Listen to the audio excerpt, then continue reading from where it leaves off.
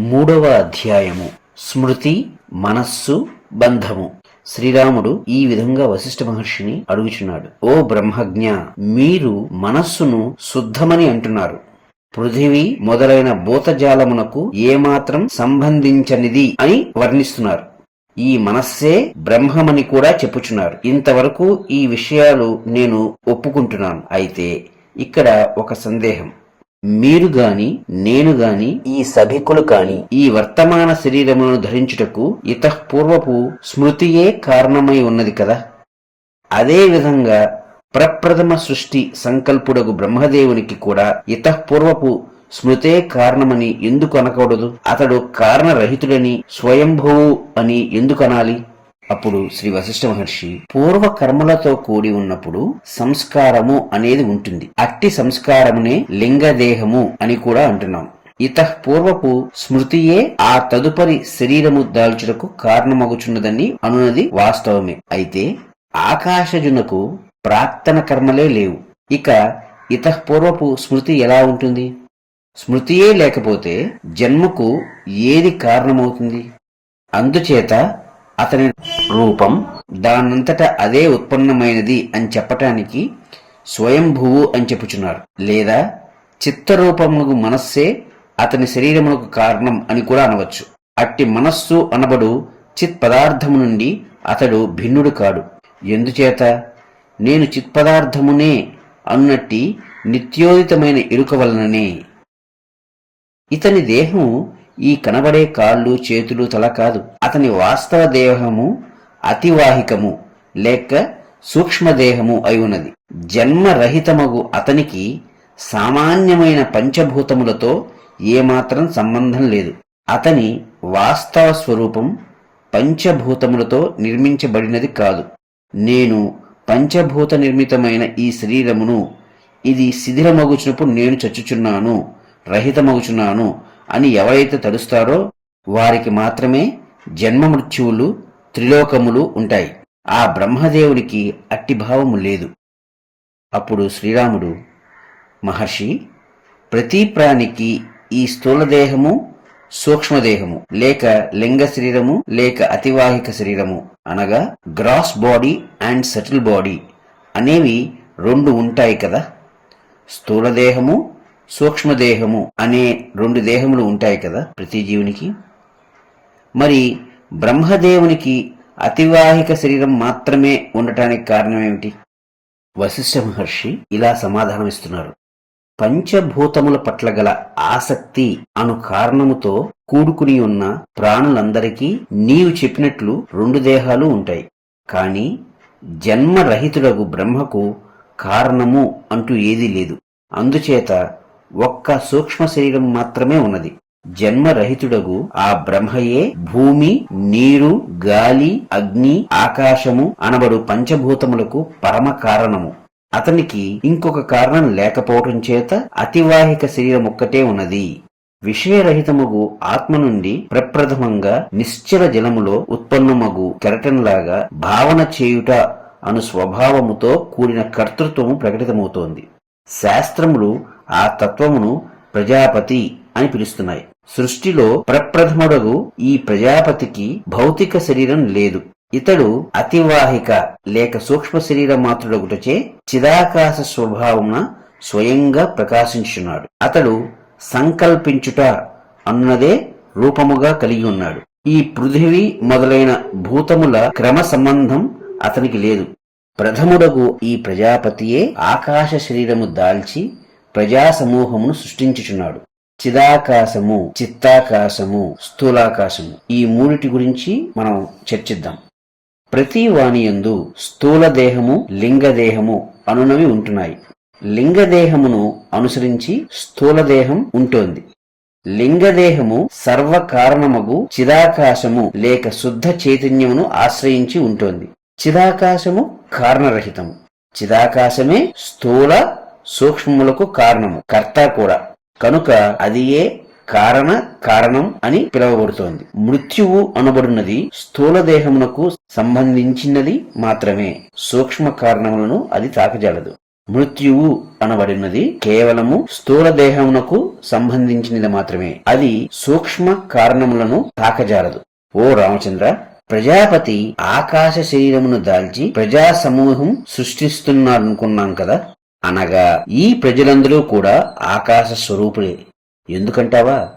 ఒక వస్తువు నుండి ఏ బాహ్యమైన కారణము లేకుండా బయల్వెడలిన మరొక వస్తువు మొదటి వస్తువుకు అభిన్నమైనదే కదా. కాబట్టి పరమ బోధ స్వరూపుడైన పురుషుడు అనగా జీవుడు భ్రాంతి చేత చిత్తమాతృని వలె అగుపించవచ్చు. అయినప్పటికీ వాస్తవానికి ఇతడు చైతన్య స్వరూపుడే, అంతేగాని పాంచభౌతిక స్వరూపుడుగా మారటం లేదు. సంసారమున చరించుచున్న జీవులందరికీ సూక్ష్మ శరీరంతో కూడిన చిదాత్మయే కారణం. అహంకారం దాని నుండే జన్మిస్తోంది. కనుక నీవు నేను అన్నదంతా అద్దాని రూపమే. వాయువునందు స్పందము లేక చలనము కలుగుటచే వాయువీచుకులు ఏర్పడుచున్నాయి కదా. ఆ వాయువీచికలన్నీ మొట్టమొదటిది అయినట్టి వాయువు కంటే వేరు ఎట్లా అవుతాయి? మొదటి కదలిక అనగా మొదటి చలనము అయినట్టి బ్రహ్మదేవుని నుండి అట్టివారేయగు ప్రజలు విస్తరిల్లుచున్నారు. ఈ జీవ సమూహమంతా పరమార్థ చిన్మాత్రకారుడగు బ్రహ్మము నుండే జనిస్తోంది. కాబట్టి ఇదంతా చిన్మాత్రాకారమే. కాని దర్శించువాని యొక్క సంకల్ప దృఢత్వం చేత జడాకారముగా ప్రకాశించున్నది. భౌతికమైన దృష్టికి ప్రాప్తించే ఆకారాదులే సత్యమని వాస్తవమని సంసార దృష్టి గల జీవుడు భావిస్తున్నాడు. కనుక ఇక్కడి దృష్టి పవిత్రమైతే సర్వము సర్వదా బ్రహ్మమే. అసత్ వస్తువు సత్యము వలె క్రియ నిర్వర్తించుట అన్నది సుస్పష్టమవటానికి నీకొక దృష్టాంతం చెప్తాను. ఒకడు ఒక స్వప్నం పొందాడు. ఆ స్వప్నంలో అత్యంత సుందరి అయిన స్త్రీ తారసపడింది. ఆమెను అతడు ఆలింగనం చేసుకున్నాడు అనే విషయం తీసుకుందాం. వాస్తవానికి అది సత్యమైన అనుభవమా? కాదు. ఎందుకంటే ఆ స్త్రీ ఊహ మాత్రమే కదా. కాని ఆ వ్యక్తి ధాతు క్షయానుభవం పొందుతాడు. ఈ జగత్తులో కనిపించే పదార్థముల సంస్పర్శ అనుభవం కూడా అట్టివే. పంచ మహాభూతత్వమంతటికీ ఈశ్వరుడు నిరాకారుడు, స్వయంభూ. అతడు దేహాదులు లేనివాడు, కాని దేహి వలె ప్రకాశిస్తున్నాడు. సంకల్ప రూపి స్వస్థుడు అయినట్టి స్వయంభూవు ఉదయించినట్లు అగుపడటం కేవలం భ్రాంతి వలనే సుమా. పారమార్థిక దృష్టితో చూస్తే అతడు ఉదయించుటయే లేదు. పృథివీ మొదలైన వాటితో సంబంధం లేనట్టి చిత్తామాత్ర శరీరుడు సంకల్ప పురుషుడు అయిన బ్రహ్మ ముల్లోకముల స్థితికి కారణమవుచున్నాడు. మరొక ముఖ్యమైన విషయం, ప్రాణుల కర్మలను అనుసరించే సంకల్పములు రూపుదిద్దుకుంటున్నాయి. ఆకాశాత్ముడగు స్వయంభువు ఏ రూపములను భావిస్తున్నాడో ఆయా రూపములనే ఈ కనబడే ప్రాణుల రూపముగా దాల్చుచున్నాడు. అంతేగాని ఇతని రూపము ఇదే అనునట్టి పరిమిత రూపమంటూ అతనికి ఏదీ లేదు. ఒకానొక పర్వతమును నీవు చూచావనుకో, నీవు దానిని ఎట్లు తలుస్తావో అది ఆ రూపముననే నీ చిత్తవృత్తిలో ప్రతిఫలిస్తోంది కదా. ఈ కొండ శిలామయము, ఇది పర్వతదేవుడు, ఇది వృక్ష జంతువులకు ఆలవాలమైన ఒక ప్రదేశము, ఇది నిరుపయోగమైన ఒక స్థలము, ఇది ఒక గోపురం వంటిది, ఇది ఒక మునీశ్వర స్వరూపము. ఈ విధంగా మనస్సును అనుసరించే ఇదంతా రూపుదిద్దుకుంటోంది.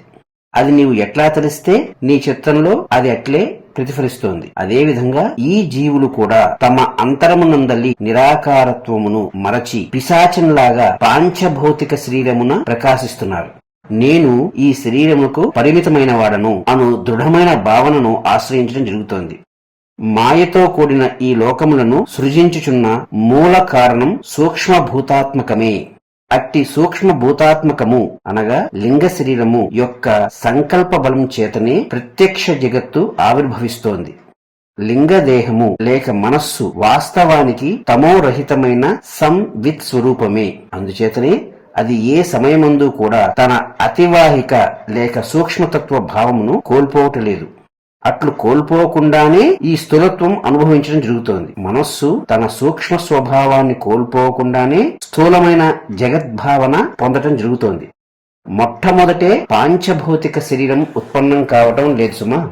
సూక్ష్మదేహం క్రమంగా స్థూలత్వం పొందగా ఈ పాంచభౌతిక అనుభవం సిద్ధిస్తోంది. దేహికి దేహము ఐహిక మోహము. కాబట్టి భ్రమదాయకమైన ఈ స్థూలదేహం తనకు కారణమైనట్టి సూక్ష్మదేహమును బాధించటమేమిటి? స్థూలము సూక్ష్మమును బాధించటమేమిటి?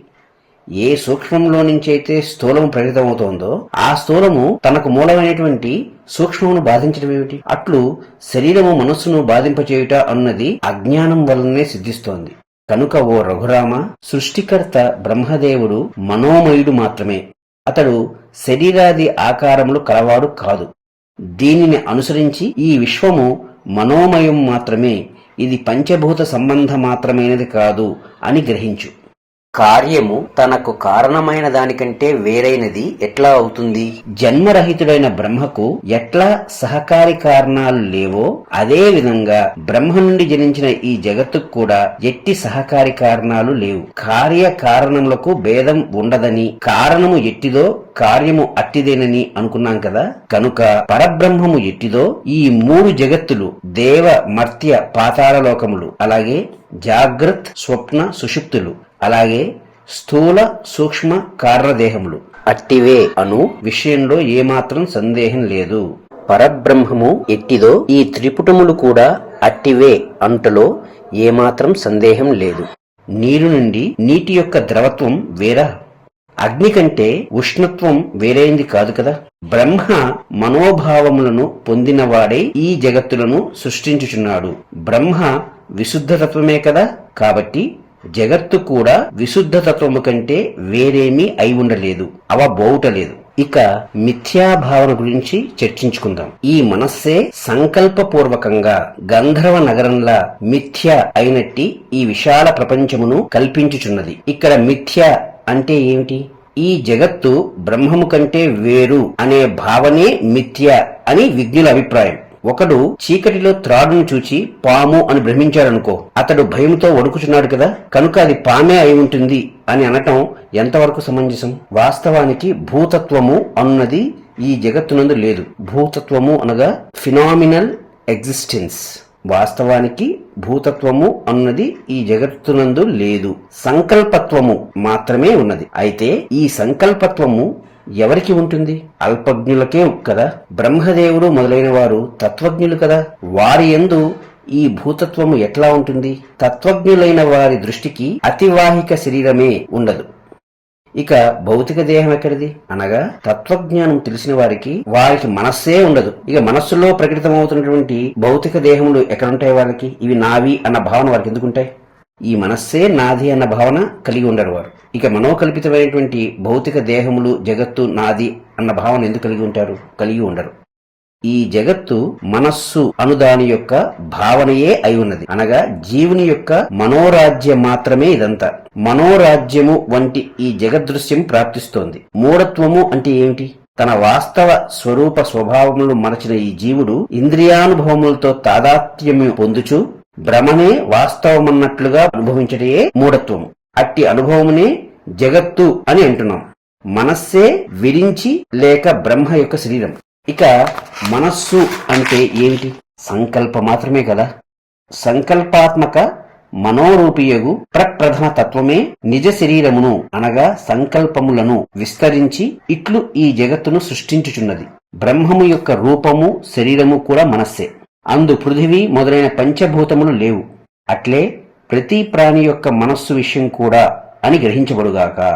కాని మనస్సు చేతనే పృథివీ మొదలైన పంచభూతములు కల్పించబడుచున్నాయి. ఒక చిన్న కలువ విత్తులో కలువ పుష్పము లక్షణములన్నీ ఇమిడి ఉన్నాయి కదా. అదే విధంగా మనస్సునందే ఈ దృశ్యమునకు సంబంధించిన సమాచారమంతా ఇమిడి ఉన్నది. మనస్సు దృశ్యము వేరు వేరని ఎవరైనా అనగలరా? మనస్సు ఉండటం చేతనే దృశ్యము అగుపడుచున్నది. మనస్సు లేకపోతే దృశ్యము కూడా లయించిపోతుంది. ఒకడు స్వప్నములోను మనోవీధిలోను వస్తుజాలం చూస్తున్నాడు. ఆ వస్తుజాలమంతా ఉన్నదెక్కడ? హృదయమునందే కదా. అదేవిధంగా ఎదురుగా కనబడుచున్న ఈ దృశ్యమంతా ఒకడు తన హృదయమునందే గాంచుచున్నాడు కాని బాహ్యమున కాదని సూక్ష్మబుద్ధితో గ్రహించెదవుగాక.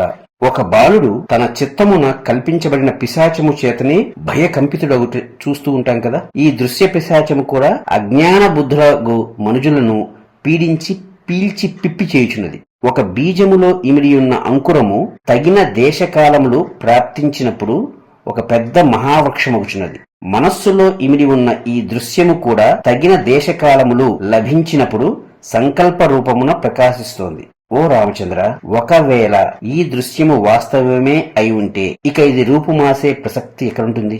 దృశ్యత్వము తొలగినప్పుడు ఈ జీవునకు ద్రష్టత్వము కూడా ఉండదు కదా. అప్పుడు శేషించేదేమిటి? కేవలత్వం అని ఈ స్థితిని విజ్ఞులు పిలుస్తున్నారు. అట్టి కేవలత్వమే మోక్షము అని చెప్పబడినది. దృశ్యత్వము ద్రష్టత్వము కూడా లేని కేవలత్వమే మోక్షము. ఈ విధంగా వశిష్ఠ మహర్షి చెప్పి ఆ తరువాత వారిచే శాంతి మంత్రాలు ఉచ్చరించబడిన తరువాత ఆ రోజుకి సభ చాలించబడింది. అనగా 2వ రోజు విచారణ పూర్తి అయింది.